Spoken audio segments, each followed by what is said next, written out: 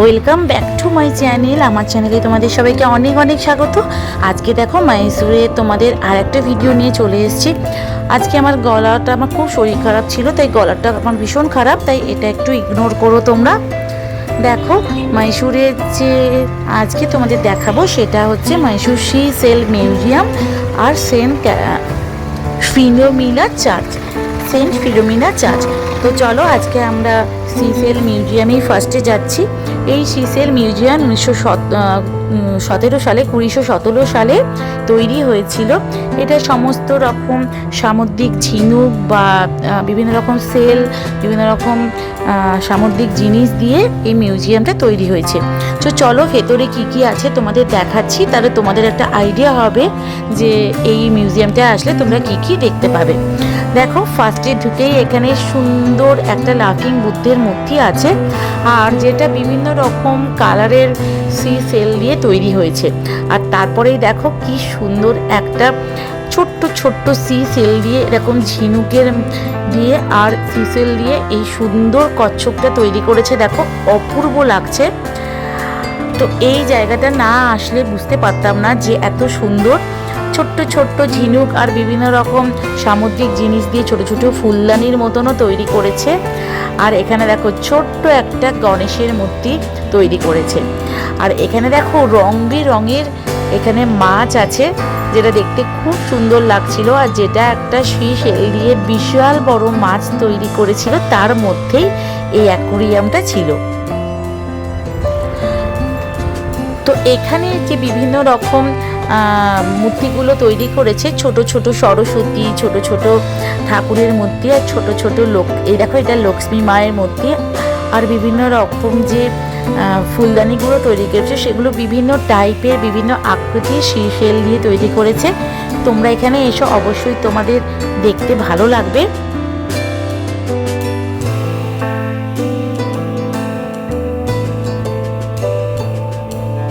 আর এটা দেখো ছোট্ট ছোট্ট পেঙ্গুইন, যেন মনে হচ্ছে পেঙ্গুইনের দেশে চলে এসেছি।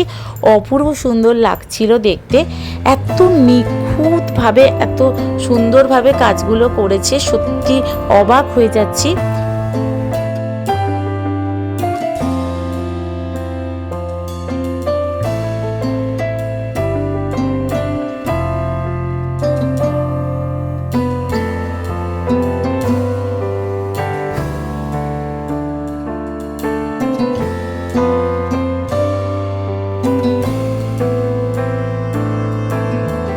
এত সুন্দর আর্ট এখানে দেখলাম এই সেলের ওপর, সত্যি অভিভূত হয়ে যাচ্ছি। যারা এটা তৈরি করেছে তাদের এই এফোর্ট দিয়ে সত্যি অপূর্ব অপূর্ব, তাদের এই সুন্দর এফোর্ট একদম কার্যকরী, সমস্ত মানুষের মন জয় করার মতনই এই সমস্ত জিনিস যেগুলো তৈরি করেছে। তো চলো ভেতরে আরও কি কি আছে সেগুলো তোমাদের সঙ্গে শেয়ার করছি।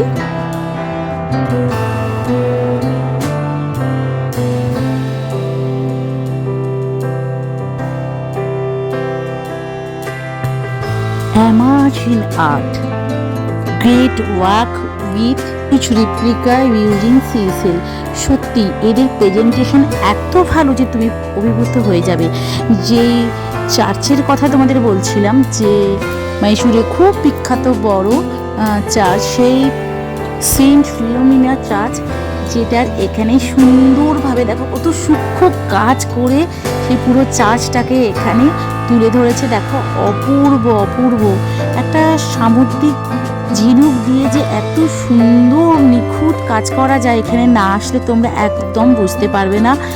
তো তোমরা দেখো যে মানুষ কতটা সুন্দরভাবে কাজ করে, কতটা শৌখিন কাজ করে একটা প্রতিকৃতিকে সুন্দরভাবে চোখের সামনে ধরে আনার। এই দেখো এটা হচ্ছে বিশ্বের সব থেকে বড় সাইজের গণপতি বাবার মূর্তি, যেটা তোমার সেল দিয়ে তৈরি হয়েছে, যেটা এখানে আছে।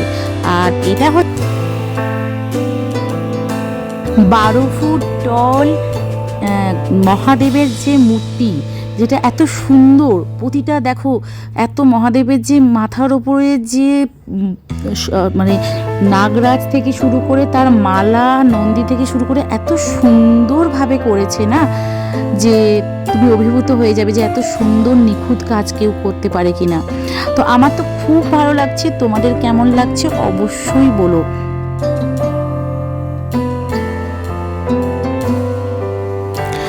আর এবার ওখান থেকে আমরা চলে এসেছি তার পাশের আবার সেকশানে, যেখানে এরকম ছোট্ট ছোট্ট নানা ধরনের ফুলদানি, বিভিন্ন কালারফুল যে তোমার সেল দিয়ে তৈরি করেছে। আর এখানে দেখো আমাদের যে 10 অবতার আছে বিষ্ণু, সেই 10টা অবতারকে তুলে ধরেছে এখানে সিসেলের মাধ্যমে। কি সুন্দর লাগছে দেখো। আর তারপরে আমরা এই সেকশন থেকে গেলাম, দেখো হাতির মূর্তিটা কি সুন্দর তৈরি করেছে, সামনে একটা সুন্দর পদ্ম আর তার চারদিকে এরকম 10 অবতারের ছবি বিষ্ণু। তারপরে আমরা ওখান থেকে আরও যখন গেলাম তখন তো একদম সুন্দর একটা জিনিস চোখে পড়লো, যেটা হচ্ছে আমাদের সবার প্রিয় তাজমহল। 10 ফুট উঁচু এই তাজমহল কত সুন্দরভাবে তৈরি করেছে। আর প্রতিটা কাজ তাজমহলের নিখুঁতভাবে করেছে, যে কারিগর করেছে তাকে সত্যি প্রণাম জানাতে ইচ্ছা করছে। তার ধৈর্য, তার নিষ্ঠা, তার একাগ্রতা এত সুন্দরভাবে করেছে, খুব ভালো লাগলো। এই তাজমহলটা দেখার পরেই তার পাশে তুমি দেখতে পাবে বিভিন্ন সমুদ্রের তলায় যে বিভিন্ন ধরনের ঝিনুক থাকে, তাদের যে কালার, তাদের যে ভ্যারাইটি, আর যে শঙ্খ, আমরা জানি যে শাঁখ বাজায় মারা সন্ধেবেলায়, সেই শাঁখ বিভিন্ন ধরনের পাওয়া যায়, পঞ্চমুখী আরও অনেক কিছু নামে সেই শাঁখ এখানে ছিল। কত ধরনের যা আছে তার ভেদ তোমরা এখানে আসলে দেখতে পাবে। তো এই সমস্ত আমি তোমাদের সঙ্গে শেয়ার করলাম, তোমাদের কেমন লেগেছে অবশ্যই বলো। আমি ডিটেলসে শেয়ার করলাম যাতে তোমরা বুঝতে পারো যে আসলে কি আছে ভেতরে, সেটা দেখার জন্য আমি ডিটেলসে তোমাদের সঙ্গে শেয়ার করলাম। তো এটা দেখার পরে আমরা এই পরবর্তী যে চার্চে যাব বলছিলাম সেখানে যাচ্ছি।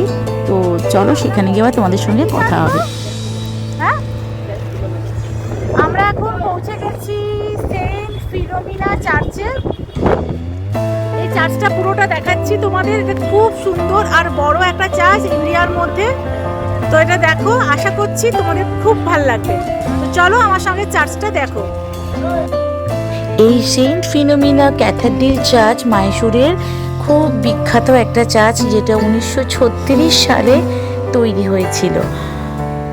আর it is recognised as one of the tallest and largest in Asia. Asia মহাদেশের মধ্যে সবথেকে এটা বৃহত্তর লম্বায় এই চার্চটা অবস্থিত।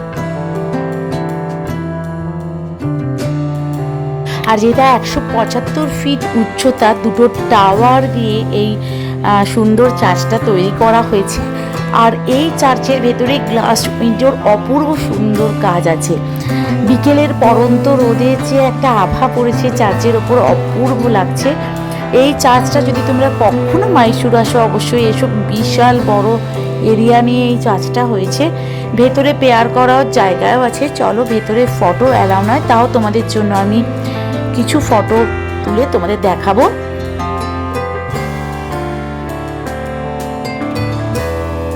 এই দেখো ভেতরটা কত সুন্দর।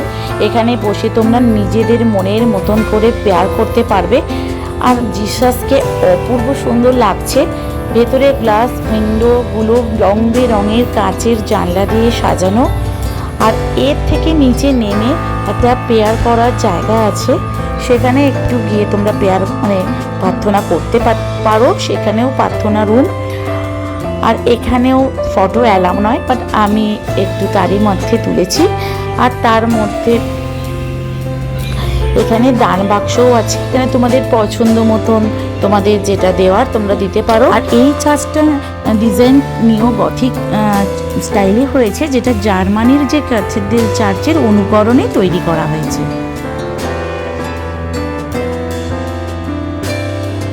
এটা ক্যাথেড্রাল রোডেই আছে, মাইসুর স্টেশন থেকে প্রায় 2 কিলোমিটার দূরেই এই চার্চটা আছে। আর মেন হলে প্রায় 800 জন লোক একসঙ্গে এখানে বসে পেয়ার করতে পারবে, এতটাই বড়। সাধারণত মাইসুরের মহারাজা যখন কৃষ্ণরাজ ওয়াদ্দার ছিলেন, ওনার তত্ত্বাবধানে এই চার্চটা তৈরি হয়েছিল। এই চার্চটা তোমরা যদি আসতে চাও সকাল 8টা থেকে রাত্রি 8টা পর্যন্ত এটা ওপেন থাকে। এখানে আসার জন্য কোনো রকম এন্ট্রি ফির প্রয়োজন হয় না। আজকের ভিডিওটা তোমাদের কেমন লাগলো অবশ্যই বলো, আর যদি ভালো লেগে থাকে তাহলে একটা ছোট্ট লাইক করে তাড়াতাড়ি আমার সাবস্ক্রাইব হয়ে যাও তোমরা। আবার নেক্সট ভিডিওতে তোমাদের সঙ্গে দেখা হবে। ততক্ষণ তোমরা খুব ভালো থেকো, সাবধানে থেকো। ততক্ষণের জন্য টাটা।